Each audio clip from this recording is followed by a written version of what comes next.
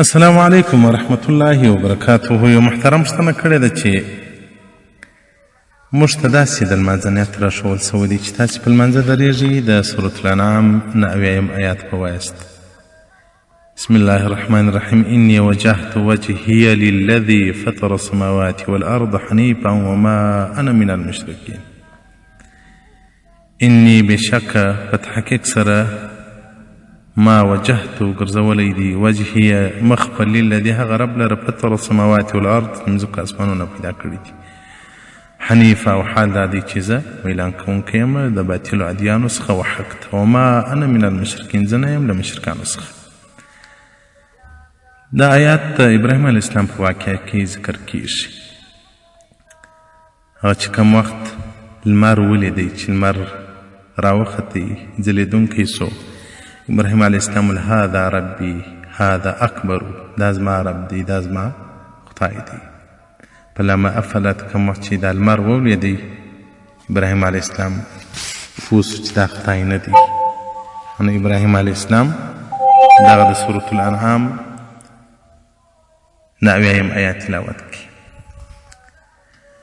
او د علی رضی الله تعالی عنه څخه روایت دی چې رسول الله صلی الله علیه وسلم به لمونځ کاوه دغه الفاظ به ویل الله اکبر وجهت وجهي للذي فطر السماوات والارض حنيفا. نو په دې کې اختلاف دی.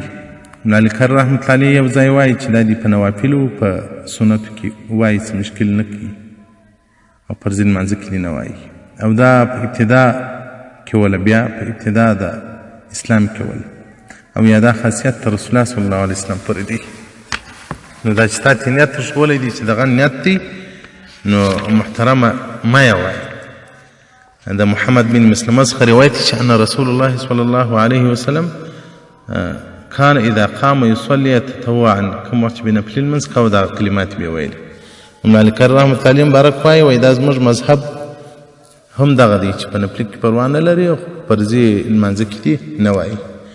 مرقات جلد 2 صفحه 504 حدیث نمبر 820 او دغه رنګه صفحه نمبر 419 حدیث نمبر 814 مرقات. او بحرای کې وایي چې که د نفلي لمانځه نیت کوي او یا د فرضي لمانځه نیت کوي او بیا انشاءالله زه په لیکای باندې در واستوم تاسو ته نو هغه نیت یې کوي. د فرضي لمانځه نیت تاتي اللهم اني اريد ان اصلي فرض الوقت او فرض كذا او د جنازې د لمانځه دا به ټول زه په لیکای باندې در واستوم دغه الفاظ دې وایي. نیت خو دا دی چې بس ته اراده وکړي چې زه لمونځ کوم دا نیت دی او دا تلفظ په خوله ویل دا ښه کار دی. فقهای کرام وایي زړه و خوله به سره برابر سي.